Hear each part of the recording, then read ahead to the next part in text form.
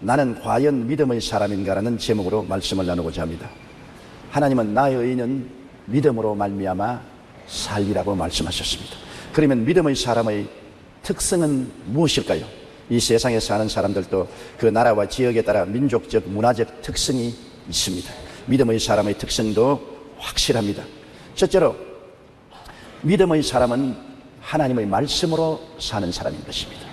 이스라엘 백성이 애굽에서 살 때는 인간의 수단과 방법과 노력으로 일해서 그 대가로 떡을 사서 먹었습니다. 혹은 농사를 지을 때는 나일 강물을 데워서 씨를 뿌리고 열매를 거두었던 것입니다. 그러므로 애굽에서 사는 모든 삶은 인간으로 계획하고 인간으로 애쓰고 인간으로 노력해서 결실을 맺어서 먹고 살았습니다. 그러나 모세를 따라 홍해를 건너 광야로 나왔을 때는 이제는 인간의 힘으로 살 수가 없었습니다. 물도 없고 밭도 없고 논도 없고 종자를 뿌려봤자 자라날 수도 없습니다. 광막한 광야, 황막한 산천이었습니다. 그러므로 어찌할 도리가 없이 그들은 하늘을 쳐다볼 수밖에 없었습니다. 자기를 바라보고 살 수도 없고 환경을 바라보고 살 수도 없습니다. 살아남을 길이 하늘밖에 없고 하늘에서 들려오는 것은 하나님의 말씀밖에 없었습니다. 하나님 말씀을 의지해야만 살 수가 있었고 하나님 말씀을 의지할 때 그들은 하나님의 능력으로 살았던 것입니다. 애굽에서 살 때는 인본주의로 인간의 수단과 방법과 노력으로 살았는데 광야를 지날 때는 신본주의로 오직 하나님의 말씀을 믿음으로 말미암아 살 수밖에 없었습니다. 출애굽기 16장 4절에 내가 너희를 위하여 하늘에서 양식을 비같이 내리리니 백성이 나가서 일용할 것을 날마다 거둘 것이라 이같이 하여 그들이 내 율법을 준행하나 아니하나 내가 시험하리라고 성경은 말씀하고 있습니다. 예수님께서도 사람이 떡으로만 살 것이 아니요 하나님의 입으로 나오는 모든 말씀으로 살 것이라고 말씀한 것입니다. 요한복음 1장 1절에 보면은 태초에 말씀이 계시니라 이 말씀이 하나님과 함께 계시으니 이 말씀은 곧 하나님이시니라. 하나님의 말씀으로 산다는 것은 하나님으로 말미암아 사는 것을 말하는 것입니다. 인간의 수단과 방법으로 사는 것이 아니라 말씀을 따라 사는 것은 하나님을 따라 하나님의 능력과 은혜로 사는 것을 말하는 것입니다. 우리가 성경에는 믿음은 들음에서 나며 들음은 그리스도의 말씀으로 말미암았다고 했는데 우리가 말씀을 받아들이고 말씀의 구석에 섬으로 모든 환경을 극복하는 것입니다. 파도가 몰려옵니다. 해안의 바위를 당장 삼킬 것 같이 휘몰아옵니다. 바깥에서 볼 때는 야, 저 거대한 파도가 저렇게 높이 몰아쳐오니 해안에 있는 바위는 완전히 파도에 박살이 나겠다고 생각하는 것입니다. 그래서 그 바다의 파도가 와서 해안에 있는 바위를 때려칩니다. 순식간에 바위는 사라져버리고 바닷물은 바위 위에 넘치는 것 같지만은 그 다음에는 바닷물은 흰 물보라가 되어 날아가고 물러간 뒤에는 오직 반석은 그대로 서 있는 것입니다. 바로 말씀은 이 반석인 것입니다. 우리가 인생을 살면서 시험과 환난의 파도가 쳐옵니다. 인간으로 볼 때는 이제 죽었다고 생각이 되는 것입니다. 말로 다 할 수 없는 위세를 가지고 강한 바람과 더불어 우리에게 쳐올 때 우리가 그 앞에 견뎌낼 수 없습니다. 그러나 한 가지 알아야 될 것은 말씀을 마음속에 모시고 말씀에 서 있으면 우리가 반석인 것입니다. 반석에 서 있으면 결국 그 시험과 환난이 우리를 감싸고 내려쳐도 순식간에 그 파도는 산산조각이 나고 물보라만 날리고 떠나가고 반석은 그대로 남아있는 것입니다. 그렇기 때문에 이 보배를 질그릇에 가졌으니 사방으로 우겨 쌓임을 당하여도 쌓이지 아니하고 답답한 일을 당해도 낙심하지 아니하고 핍박을 받아도 버림받지 아니하고 거꾸로 때림을 당하여도 망하지 않는다고 말한 것입니다. 예수님이 우리의 반석이요 말씀을 통해서 우리 가운데 와 계시기 때문에 이 반석을 무너뜨릴 힘은 우주에는 없는 것입니다. 그러므로 믿음은 들음에서 나며 들음은 그리스도의 말씀인데 이 말씀이 바로 하나님이요 말씀이 바로 예수님이신 것입니다. 요한복음 2장 5절에 보면 예수님께서 어머니와 그 제자들을 데리시고 잔치집에 갔습니다. 그런데 잔치집에 포도주가 떨어졌습니다. 그럴 때 예수님의 어머님이 나와서 이 집에 포도주가 떨어졌다고 말했었습니다. 그러고 난 다음에 그 하인들 보고 이렇게 말씀했습니다. 그 어머니가 하인들에게 이르되 너희에게 무슨 말씀을 하시든지 그대로 하라. 무슨 말씀이든지 예수님이 말씀하시는 그대로 하면은 문제가 해결되는 것입니다. 상황이 변화되는 것입니다. 하나의 혼인잔치에 포도주가 떨어졌더라도 예수님께서 물통에 물을 채우라고 하시고 그를 떠서 연회장에 갖다 주라 하실 때 그 물은 포도주로 변화되어 버리고 말한 것입니다. 말씀이 운명과 환경을 변화시키는 기사와 능력을 나타내는 것입니다. 마태복음 8장 8절에 보면은 백부장의 종이 중풍으로 걸려 죽어갈 때 주님께 나와 간구하니 주님이 내가 가서 고쳐주리라고 하셨습니다. 근데 백부장이 뭐라고 했습니까? 주여 내 집에 들어오심을 나는 감당치 못하겠사오니 다만 말씀으로만 하옵소서. 그러면 내 하인이 낫겠나이다. 말씀만 주시면 말씀이 어떠한 병도 물리치고 문제를 해결할 것이니 말씀만 달라고 했었습니다. 예수님이 감탄하셨습니다. 그리고 돌아가라 내 믿은 대로 될지라 했는데 그 하인이 즉시로 고침을 받고 마는 것입니다.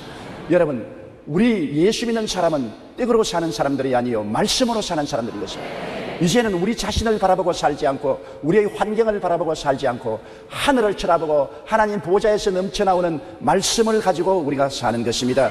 그러므로 이 말씀을 듣고 말씀을 묵상하고 말씀을 믿고 말씀을 마음속에 깊이 간직하면 우리가 만세 반석 위에 서서 살게 되는 것입니다. 눈에는 아무 증거 안 보이고 귀에는 아무 소리 안 들리고 손에는 잡히는 것 없어도 말씀 위에 서 있기 때문에 어떠한 풍파가 닥쳐와도 우리를 삼키지 못하고 그 풍파는 산산조각이 나버리고 말게 될 것입니다. 승리는 말씀 속에 서면 가질 수 있습니다. 로마서 10장 11절에 믿음은 들음에서 나며 들음은 그리스도의 말씀으로 말미암나니라고 말한 것입니다. 믿음의 생활은 말씀을 읽고 듣고 묵상하고 말씀이 우리 마음속에 간직될 때 믿음의 사람이 되고 믿음으로 하나님과 동행할 수 있게 되는 것입니다. 믿음의 사람은 말씀의 사람이라는 것을 잊어서는 안 되는 것입니다. 둘째로 믿음의 사람은 꿈을 품고 사는 사람인 것입니다. 여러분, 닭이 알을 품고 있는 것을 본 적이 있지요. 그 눈을 반짝반짝하면서 알을 품고 있습니다. 우리가 상상컨대 그 닭은 알을 품고 있지만은 그의 머릿속에는 병아리를 꿈꾸고 있는 것입니다. 믿음의 사람이란 언제나 마음속에 꿈을 품고 있는 사람이 믿음의 사람인 것입니다. 이스라엘 백성이 430년 동안 애굽의 고센 땅에 살았습니다. 부조전례로 고센 땅에 뿌리를 내리고 살았으니 좀처럼 그 기름진 땅을 버리고 알지 못하는 가나안 땅으로 나오려고 하지 않습니다. 하루 이틀이 아닌 430년 동안 고센 땅에 살았습니다. 또 고센 땅은 굉장히 기름진 땅입니다. 초목이 많고 물도 넉넉하고 목축도 할 수 있고 농사도 지을 수 있는 곳입니다. 그런데 모세를 통해서 하나님이 가나안 땅으로 인도해 내실 때 그냥 나오라고 말한 것이 아닙니다. 그들의 마음속에 꿈을 심어준 것입니다. 젖과 꿀이 흐르는 땅으로 가자. 여기에 나일강이나 여기에 있는 초목은 비교할 것도 없다. 가나안 땅은 젖과 꿀이 흐르는 땅이다. 그들이 모세를 통해서 주시는 하나님의 말씀을 들었을 때 마음속에 폭발적인 꿈을 가진 것입니다. 젖과 꿀이 흐르다니 세상에 그런 땅이 있느냐. 그들의 마음속에 젖이 강물같이 흐르고 꿀이 강물같이 흐르는 것을 상상할 수 있었습니다. 그들이 그 꿈을 마음속에 품었기 때문에 부조전례로 살아온 고센 땅을 등 뒤로 버리고 떠나올 수가 있는 것입니다. 꿈이 있어야 우리 생활 속에 변화가 다가오는 것입니다. 꿈이 있어야 계획이 다가올 수 있는 것입니다. 꿈이 있어야 현실을 떠나고 앞으로 전진해 나갈 수가 있는 것입니다. 레위기 20장 24절에 젖과 꿀이 흐르는 땅을 너희에게 주어 유업을 삼게 하리라 하였노라. 나는 너희를 만민 중에서 구별한 너희 하나님 야훼라고 말씀하고 있는 것입니다. 꿈이 없는 백성은 망합니다. 여러분, 이스라엘 백성이 가데스 바네에 와서 이제 가나안 땅에 들어가려고 막 할 때 모세가 12정탐꾼을 택해서 40주 40야를 가나안 땅을 정탐하게 한 것입니다. 그들이 가나안 땅을 정탐하고 돌아와서 보고할 때 10명은 꿈을 잃어버린 보고를 한 것입니다. 그들이 무엇을 보든지 하나님이 함께 계심으로 젖과 꿀이 흐르는 땅을 얻을 수 있다는 꿈을 가져야 되는 것인데 꿈을 잃어버렸었습니다. 그들은 인간적인 생각으로 인본주의에 있어서 관찰한 것을 보고했습니다. 그들이 관찰은 인간적으로 볼 때는 맞았습니다. 우리가 본 땅은 젖과 꿀이 흐르는 땅이 아니라 광막한 광야요 사막이다. 그리고 그곳에 성은 굉장히 높다. 그곳에 사는 사람들은 네피림의 후손 아낙작손 대장부라 우리가 보기에는 메뚜기 같더라. 그들도 우리 보고 메뚜기라고 말할 것이다. 완전히 꿈이 없습니다. 인간적인 관찰로서 본 그대로 말했습니다. 그를 들은 사람들은 그들 마음속에 와, 우리가 가는 땅은 젖과 꿀이 흐르는 땅이 아니라 광막한 광야구나. 그리고 우리가 들어갈 곳은 성은 높고 그곳에 사는 사람들은 네피림의 후손 아낙자손 대장부라 우리는 메뚜기 같다고 했으니 모두 다 자기들을 메뚜기로 상상했습니다. 절대로 들어갈 수 없겠다. 들어가면 우리 처자가 사로잡히고 우리는 죽을 것이다. 우리 장관을 세워서 애굽으로 돌아가자. 완전히 좌절과 절망에 처한 것입니다. 부정적인 상상력을 동원해서 부정적인 꿈을 꾸자 그들은 미약해지고 연약해지고 패배자가 된 것입니다. 그러나 여호수아와 갈렙은 하나님의 말씀을 마음속에 간직하고 하나님의 약속을 통해서 사물을 보았습니다. 아니라 우리가 본 땅은 과연 젖과 꿀이 흐르더라. 그리고 물론 성은 높고 그들은 안악자손 네피림의 후손 대장부지만은 그들의 보호자는 떠났고 그들은 우리의 밥이다. 우리 들어가서 점령하자. 그들은 사물을 볼 때 하나님과 함께 사물을 보았습니다. 하나님과 함께 보니 하나님의 약속대로 광야라도 젖과 꿀이 흐르게 될 수 있고, 하나님이 같이 계심으로 아무리 높은 성도 무너지고, 하나님이 함께 계심으로 아무리 큰 대장부도 하나님 앞에서는 아무것도 아닌 것입니다. 여호수아와 갈렙은 꿈을 가지고 보고를 했고 10명의 정탐꾼은 꿈이 없이 보고를 했습니다. 여러분, 우리가 인생을 살면서 하나님 없이 사물을 바라보면 안 믿는 사람이 보는 관점에서 사물을 보게 되는 것입니다. 우리 예수 믿는 사람은 예수 그리스도의 보혈로 하나님과 언약 맺고, 하나님이 우리와 함께 계시고, 하나님의 성령이 우리를 도와주시고, 하나님의 약속의 말씀이 있기 때문에 눈에는 아무 증거 안 보이고 귀에는 아무 소리 안 들리고 손에는 잡히는 건 없어도 말씀을 통하여 꿈속에 살아야 되는 것입니다. 말씀을 통하여 오늘과 내일에 대한 꿈을 마음속에 품어야 되는 것입니다. 꿈이 없는 백성은 망합니다. 알을 속에 갖지 않은 닭은 알을 낳을 수가 없습니다. 속에 알이 있기 때문에 알을 낳는 것입니다. 여러분 속에 꿈을 품어야 꿈이 현실로 다가오게 되는 것입니다. 꿈이 없으면 현실의 새로운 창조적인 역사는 일어나지 않습니다. 민수기 14장 36절로 38절에 보면 그 땅을 악평하여 온 회중이 모세를 원망하게 한 사람, 곧 그 땅에 대하여 악평한 자들은 야훼 앞에서 재앙으로 죽었고, 그 땅을 정탐하러 갔던 사람들 중에 오직 눈의 아들 여호수아와 여분네의 아들 갈렙은 생존하니라. 보십시오. 꿈을 잃어버린 사람은 재앙을 만납니다. 그러나 꿈을 잃어버리지 않은 여호수아와 갈렙은 축복을 받은 것입니다. 꿈이 없으면 그 자체가 재앙인 것입니다. 내일이 없으니까요. 그러나 여호수아와 갈렙은 꿈을 가졌기 때문에 그들은 젖과 꿀이 흐르는 가나안 땅으로 들어갈 수가 있는 것입니다. 우리들은 예수 그리스도의 십자가 밑에서 꿈을 받고 그 꿈을 품고 살아야 되는 것입니다. 예수님은 하나님의 아들로서 육신을 쓰고 오셔서 우리를 대신하여 십자가에 올라가서 우리의 원수들과 싸워서 이기신 것입니다. 몸을 찢고 피를 흘려서 십자가에서 다 이루신 것입니다. 우리는 십자가를 통하여 죄 많은 우리들이 용서받고 의롭게 될 수 있는 꿈을 품을 수가 있는 것입니다. 더럽고 추악한 우리가 씻음받고 거룩하고 성령 충만한 사람이 되는 꿈을 품을 수가 있습니다. 십자가를 통하여 병약하고 연약한 우리가 치료받고 건강하게 될 수 있는 꿈을 품을 수가 있는 것입니다. 저주받고 가난하고 낭패와 실망을 당한 우리가 아브라함의 복을 받고 형통하게 되는 꿈을 품을 수가 있고, 죽어 멸망받을 수밖에 없는 우리가 부활 영생 천국인이 되는 꿈을 품을 수가 있는 것입니다. 우리의 꿈은 십자가를 통해서 마음속에 얻을 수 있는 것입니다. 십자가를 통하여 우리 마음속에 꿈을 품지 아니하면 그 꿈은 결코 현실 속에 이루어지지 않는 것입니다. 모든 것은 먼저 꿈으로 마음속에 잉태되고 난 다음에 이 세상에 나타나게 되는 것입니다. 십자가를 통하여 우리의 영혼이 잘되고 범사에 잘되며 강건하고 생명을 얻게 넘치게 얻게 하신 그리스도의 은총을 우리는 마음속에 꿈으로 받아들이고 그것을 바라보아야 되는 것입니다. 내가 그리스도의 은혜로 말미암아 변화된 모습을 바라봐야 되는 것입니다. 누구든지 그리스도 안에 있으면 새로운 피조물이라. 이전 것은 지나갔으니 보라 새 것이 되었도다. 나는 새 것이 된 내 자신을 꿈꾸는 사람이 되어야 되는 것입니다. 용서받은 의인이 된 자기를 꿈꾸어야 되며, 거룩하고 성령 충만한 자기를 꿈꾸어야 되며, 치료받고 건강이 된 자기를 꿈꾸어야 되며, 아브라함의 축복과 형통을 받은 자기를 꿈꾸어야 되며, 부활 영생 천국을 얻은 자기를 꿈꾸어야 되는 것입니다. 십자가를 바라보고 꿈을 잉태하고 꿈을 꾸는 사람은 그대로 되는 것입니다. 꿈이 없는 사람은 망하고 마는 것입니다. 그러므로 여러분, 우리들은 모두 다 그리스도를 통하여 꿈을 갖고 사는 사람이 되어야 되는 것입니다. 주를 믿지 않은 사람은 꿈을 꿀 수 있는 근거가 없습니다. 그러나 우리는 꿈을 꿀 수 있는 이유가 있습니다. 예수께서 우리를 대신하여 십자가에서 몸짓고 피 흘려 값지고 위대한 삶을 우리에게 허락해 주셨기 때문에 십자가 밑에 가서 꿈을 꾸지 않을 수가 없는 것입니다. 십자가 밑에서 꿈을 꿀 수 없는 사람은 어느 곳에 가도 꿈을 꿀 수 없습니다. 십자가 밑에서 꿈을 꾸는 사람을 통해서 하나님은 새로운 삶을 우리에게 허락하여 주시는 것입니다. 하나님의 성령이 오시는 것은 우리에게 십자가를 통한 꿈과 환상을 굳게 가지고 그것을 이루기 위해서 오신 것입니다. 성경은 성령도 우리 연약함을 도우신다고 말하는 것입니다. 성령이 오시면 젊은이는 환상을 보고 늙은이는 꿈을 꾸겠다고 말하는 것입니다. 성령이 예수 그리스도의 십자가 보혈을 통하여 젊은이의 마음속에는 환상을 그리고 늙은이의 마음속에는 꿈을 그려주시고, 성령께서 환상이나 꿈을 품은 사람을 통해서 능력과 권세를 나타내 주시는 것입니다. 하나님의 성령은 그냥 아무나 사용하는 것이 아닙니다. 꿈이 없는 사람은 성령이 사용할 수 없습니다. 꿈이라는 그릇을 가진 사람을 통해서 하나님의 성령이 사용하시는 것입니다. 여러분, 예수님의 제자들 보십시오. 불황무식한 제자들, 어부들, 갈릴리를 떠나본 적이 없는 촌 사람들입니다.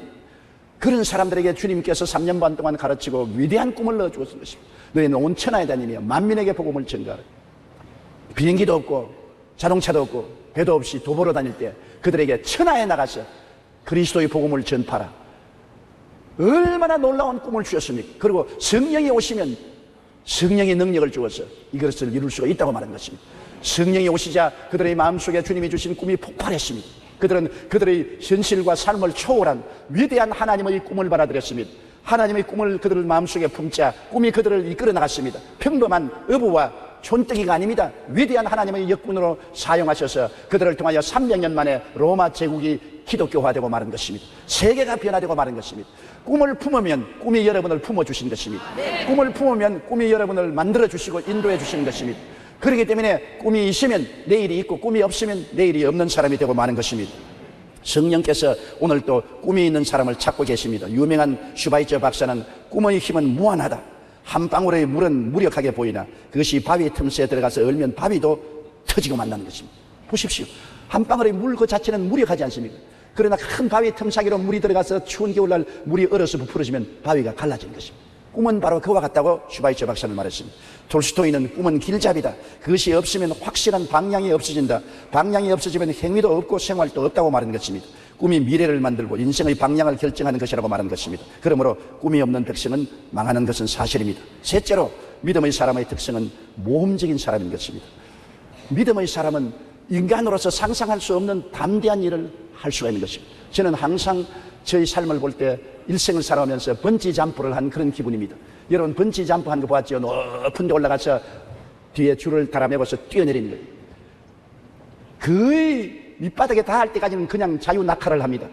거의 밑바닥에 닿으려고 할 때 줄이 척 붙잡아주는 것입니다. 믿음이라는 것은 여러분 말씀을 마음속에 품고 말씀의 줄에 묶여서 번지 점프를 하는 것입니다. 벼랑에 서서 몸을 날리는 것입니다. 눈으로 볼 때 아찔합니다. 귀로 들으면 저 밑에 계곡에 물소리가 들립니다. 피부로 느끼도 밑에 불어오는 바람이 피부를 스치고 가는 것입니다. 모든 것을 볼 때 위험하다, 위험하다, 뛰어내리면 절망이다, 그렇게 말합니다. 그러므로 보통 사람들은 그 낭떠러지 곁에 안 가지요. 될 수 있으면 멀리 서 있으려는 것입니다. 예수 믿는 사람은 그런 낭떠러지까지 갑니다. 왜? 우리는 눈에 안 보이지만은 말씀이 나를 묶고 있는 것을 알고 있기 때문인 것입니다. 말씀의 밧줄이 나를 묶고 있으므로 번지 잠파하는 것처럼 벼랑에서 몸을 날려도 나중에 땅에 부딪힐 정도가 되면 절컥하고 그 말씀의 줄이 나를 붙잡아주는 것을 알고 있는 것입니다. 그렇기 때문에 믿음이란 번지 점프인 것입니다. 믿음이란 처음부터 여러분을 붙잡아주는 것 아닙니다. 눈에는 아무 증거 안 보입니다. 귀에는 아무 소리 안 들립니다. 손에는 잡힌 게 없습니다. 내 앞길 캄캄합니다. 그럼에도 불구하고 말씀의 줄을 잡고 뛰어내리는 것입니다. 이렇기 때문에 모험의 사람이 아니고는 믿음의 사람이 될 수 없는 것입니다. 다윗은 모험의 사람이었던 것입니다. 아버지 양을 칠 때 사자와 곰이 와서 양 새끼를 물고 가는 것입니다.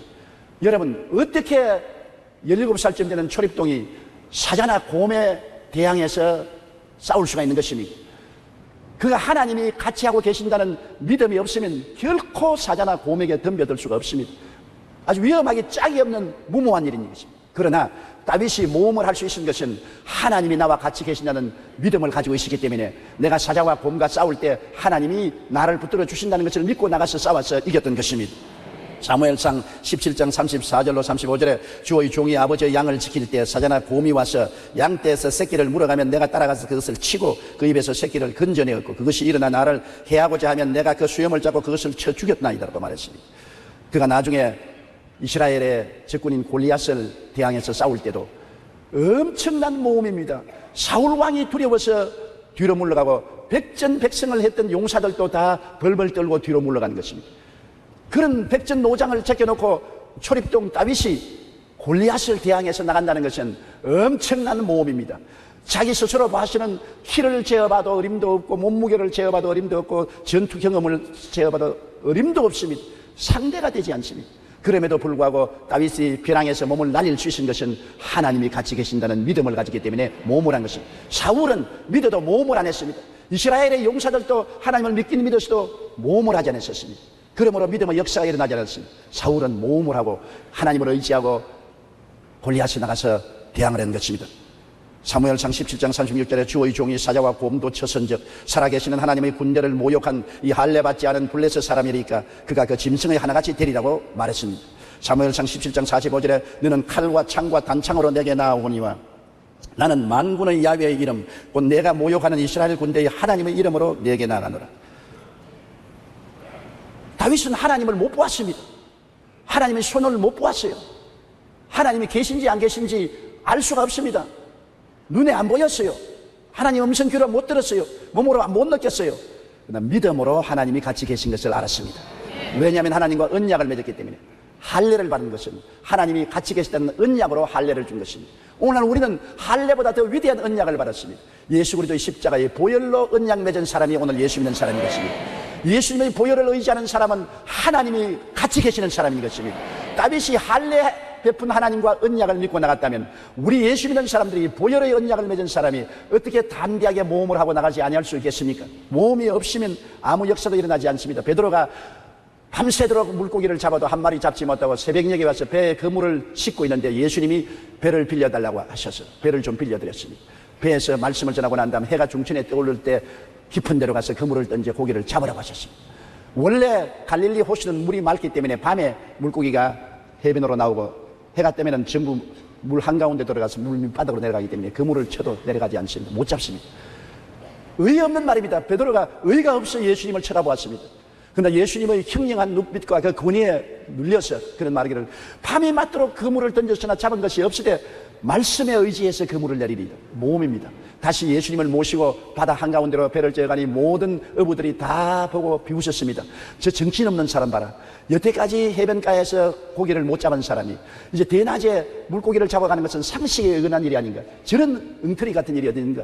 저런 모험이 어디 있는가.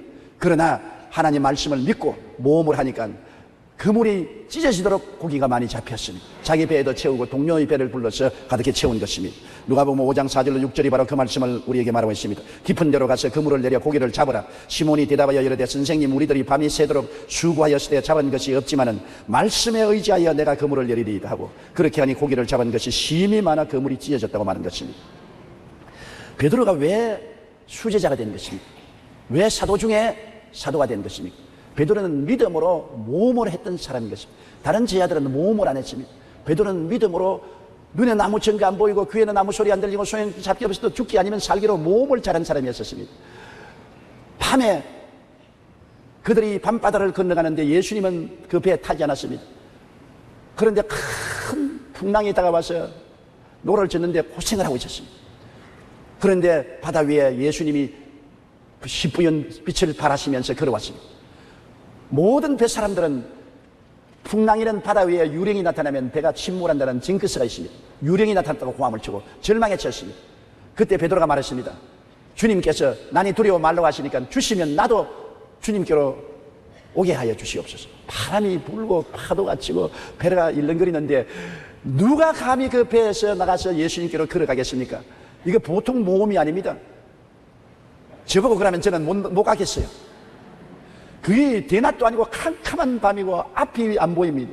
파도가 치고 바람이 불고 물보레가 날리고 배가 기웃등거리는데 주시어든 나로 무리로 걸어오게 하소서. 예수님이 오라. 베드로는 두말하지 않고 배에서 나가서 무리로 걸어서 예수님께로 향해 갔습니다. 야, 이거 보통 일이 아닙니다. 베드로가 주님을 배반해서 모욕을 가한 수도 있지만은 그러나 주님을 믿을 때 진짜로 모험적으로 믿어보는 사람이었습니다. 베드로는 무엇이 달라도 다른 점이 있었습니다. 모험적인 믿음을 가진 사람이었습니다. 죽으면 죽으리다 하고 그 믿음을 실천하는 그러한 성격을 가진 사람인 것입니다. 마태복음 14장 28절로 29절에 베드로가 대답하여 이르되 주여 만일 주님이시여든 나를 명하사 물 위로 오라 하소서 하니 오라 하시니 베드로가 배에서 내려 물 위로 걸어서 예수께로 가되라고 말하는 것입니다. 이야, 참 놀랍습니다. 여러분도 한번 베드로처럼 되어보시지요. 아마 배에서 나오려고 안 할 것입니다. 저도 못 나가겠는데 여러분 나가겠시겠어요? 그러나 베드로는 나갔습니다. 우리가 그냥 성경을 읽으니까 심상하게 생각하지만 실제 현실에 부딪히면 그렇게 간단하지 않습니다. 그럼에도 불구하고 모험을 행했던 것입니다. 나중에 예수님 부활 승천하시고 성령 받고 난 다음에 베드로와 요한이 제9시 기도 시간에 성전에 기도하러 갈 때 안진뱅이가 앉아서 구걸하고 있었습니다. 태어날 때부터 안진뱅이입니다. 그런데 예수님 승천하시고 난 다음 성령 강림하시고 처음으로 큰 기적을 행한 것이 베드로와 요한입니다. 베드로와 요한이 뭐라고 말했습니까? 우리를 바라보라.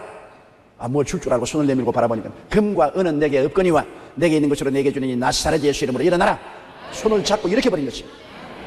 보통 환경이 아닙니다. 수많은 사람이 예배 보러 오는데 그 많은 사람 앞에서 그렇게 담대하게 금과 은은 내게 있거니와 내게 있는 것으로 내게 주는 이 나사렛 예수 이름으로 일어나라고 손을 내밀어 잡아당겨 일으키는 그 담대함을 보십시오.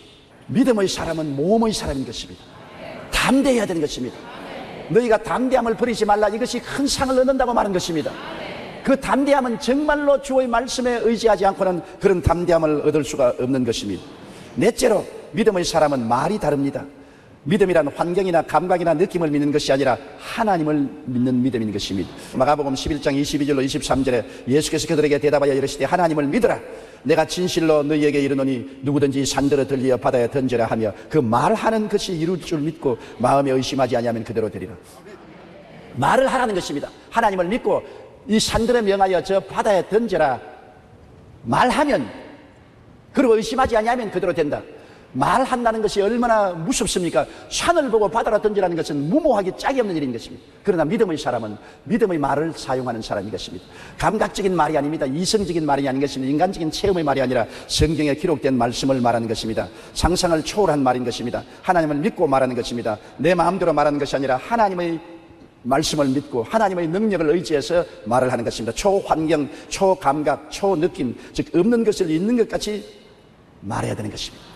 아브라함이 나이 99살 때 전능한 하나님이 나타나셔서 아브라함과 언약을 갱신하셨습니다. 그때 아브라함에게 나는 너를 여러 민족의 아버지가 되게 하겠다 하시고 또 내 아내는 여러 민족의 어머니가 될지라다 하시고 그들의 이름을 바꾸어 준 것입니다. 아브라함은 원래 고귀한 아버지란 이름인데 아브라함, 열국의 아버지란 이름으로 바꾸어 주었습니다. 사례는 공주란 말인데 사라, 여주인, 열국의 어머니란 이름으로 바꾸어 준 것입니다. 그들은 나이가 100세가 다 되었습니다. 사라는 90살이 다 되었습니다. 육체로 봐서 자식을 낳을 수가 없습니다. 그럼에도 불구하고 자식을 주겠다고 하나님이 약속을 하시고 난 다음에 그들의 입술의 고백을 바꾸어 버린 것입니다. 창세기 17장 5절에 이제 후로는 내 이름을 아브라함이라 하지 아니하고 아브라함이라 하리니 이는 내가 너를 여러 민족의 아버지가 되게 하리 하심이라 했고, 창세기 17장 15절로 16절에 내 아내 사레는 이름을 사레라 하지 말고 사라라 하라. 내가 그에게 복을 주어 그가 내게 아들을 낳아주게 하며 내가 그에게 복을 주어 그를 여러 민족의 어머니가 되게 할 것이라. 하나님께 언약을 받은 사람은 말을 바꾸어야 되는 것입니다. 하나님은 죽은 자를 살리시며 없는 것을 있는 것 같이 말씀하시는 하나님이신 것입니다. 아직 없습니다. 눈에 안 보여요. 손으로 잡을 수가 없습니다. 경험할 수 없습니다. 그럼에도 불구하고 없는 것을 있는 것 같이 말을 해야 하나님 앞에서 믿음의 사람이 되는 것입니다. 내가 아직 천국에 안 올라갔지만은 나는 이미 구원받은 사람이요 천국에 내 집이 있고 나는 천국 사람이라고 말을 해야 되는 것입니다. 믿음으로 고백해야 되는 것입니다. 아직까지 병이 안 나았지만은 제가 채찍에 맞음으로 내가 나음을 입었다고 하셨으므로 나는 말씀에 입각해서 기도를 했으므로 나음을 입었습니다. 말을 그렇게 바꿔야 되는 것입니다. 나는 지금까지도 성공하지 못하고 시험과 환난과 고통이 많지만은 그리스도께서 나를 위하여 저주를 받아서 율법의 저주에서 나를 해방하여 주시고 아브라함의 복을 받게 해주셨으므로 나는 복받은 사람입니다. 결코 나는 복을 받은 사람이니 복이 나를 따라오는 것입니다. 말을 하나님 말씀을 통해서 바꿀 수가 있어야 되는 것입니다. 하나님을 믿고 그렇게 하라는 것입니다. 내 인간의 힘으로는 그렇게 말할 수 없습니다. 하나님을 믿어라. 그리고 이 산들을 명하여 저 바다에 던져라 말하라고 말하는 것입니다. 하나님의 말씀을 믿고 하나님을 의지하고 우리가 언어를 바꿔야 되는 것입니다. 우리가 옛날에 감각적인 언어, 지성적인 언어, 이성적인 언어, 체험적인 언어만 말한다면 인간적인 삶밖에 살 수 없습니다. 하나님의 능력으로 살려면 말을 바꾸어야 되는 것입니다. 하나님의 말씀을 의지하고 말할 수 있어야 되는 것입니다. 성경에 주님께서 한 번은 산에서 변화되고 9 제자들하고 내려오니까 많은 사람이 남은 제자들하고 모였는데 정간을 하는 아들을 데린 아버지가 와서 예수님께 뛰어와서 주여 내 아들이 귀신에 잡히면 물에도 자빠지고 불에도 다 자빠집니다. 귀신이 내 아들을 죽이려고 했는데 내 아들을 데리고 왔는데 당신의 제자들이 고치지 못하더이다. 무엇을 할 수 있거든 나를 도와주시옵소서. 주님께서 당장 그 아버지의 입술의 고백을 꾸짖으셨습니다. 할 수 있거든이 무슨 말이냐? 입술의 고백을 잘못했습니다. 할 수 있거든이 무슨 말이냐? 믿는 자에게는 능치 못하심이 없나니라. 그러자 그 아버지가 입술의 고백을 바꾸었습니다. 주여 내가 믿나이다. 아까지는 할 수 있거든이라고 말하다가 요새는 이제 입술의 고백을 바꾸어서 주여 내가 믿나이다. 믿음 없는 것을 도와주시옵소서. 그러자 주님께서 그 소년을 향해서 꾸짖으시니 귀신이 나가고 고침을 받은 것입니다. 이 아버지가 믿음의 고백을 잘못했을 때는 예수님께서 꾸짖으시고 어린아이를 고치지 않았습니다. 할 수 있거든이라고 말할 때는 주님이 도대체 무슨 말을 그렇게 말하느냐, 그런 입술의 고백을 어떻게 할 수 있느냐.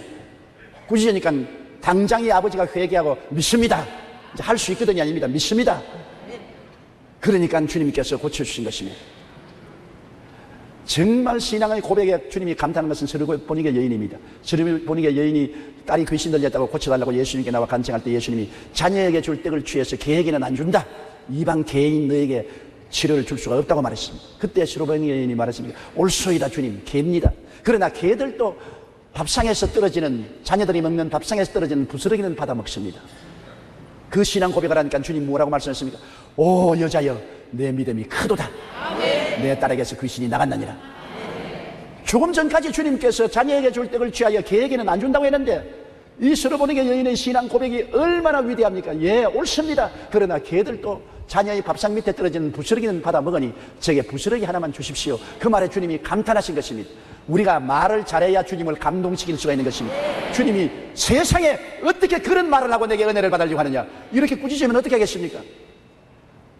주님 할 수만 있으면 날 좀 도와주시옵소서. 주님 할 수만 있으면 나를 고쳐주시옵소서. 할 수만 있으면 내게 평안을 주시옵소서. 할 수만 있으면 성공하게 해주시옵소서.